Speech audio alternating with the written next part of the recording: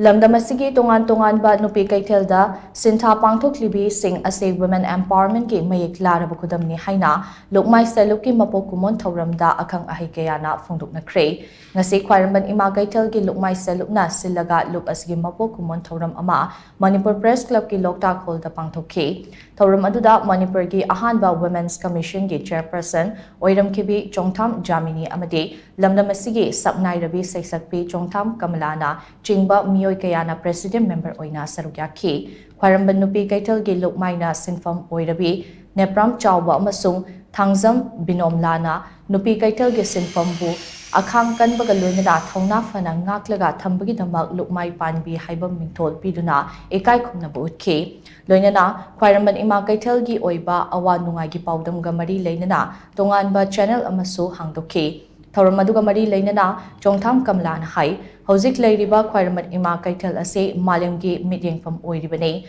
adubu Keithel asida nupana nga kakpa amadi Keithel gi sirida non local singna lep na pot kaya yonba mahakna thengnaba leiki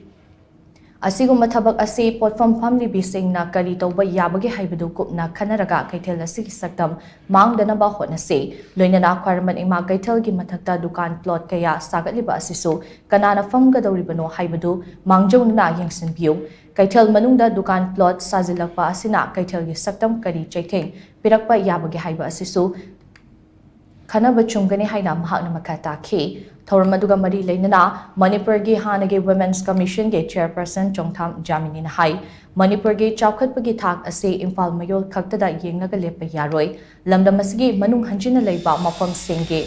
miyam karamba makhal gi punsi marelda amada hinglibagi haibase nainaba chungani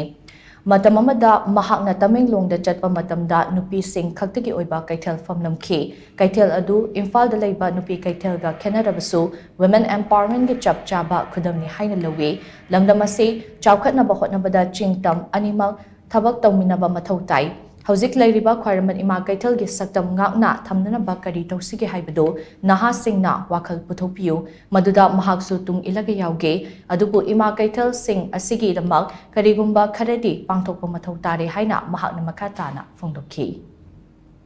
sida aikoi meyam pullaga ngasi she karino akoi kari tawsigi haibase naharona khara puthoro oiba aduga Mada koi endorse tawjarage ye singadi tawsi si tawroi haiduna thinking si ki khenayeba sahi amaba thaina gi oibado adugi wakhanduda dum leiraga di yararo hujiki naha singna kari khallige do maduda ha madudi yaro ye sumai tawsi ka na haiba punamak se masi ai chungadra khanjayeba ko aduna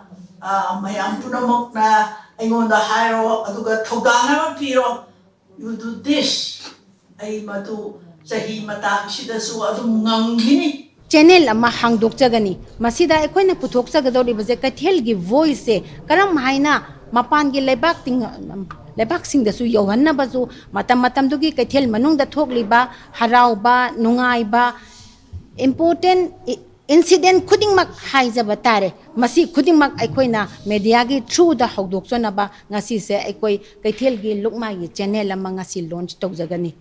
masi punam asi mayamna yengbiraga khannabiraga nainabiraga Keithel ase matam kuina sangna ngaktuna karamaina thamgani Keithel asida watlibasi karino Keithel asi karamaina hingangani habado miyamdagi pukning chingsanjanaba adugumba channel amani masi punam asi mayamdagi su thawjan nizari aduga aikoigi pangthok jariba mapokom saba asida su kuina sangna miyamgi seba tawba ngamjanaba miyamdagi su aikoi nizari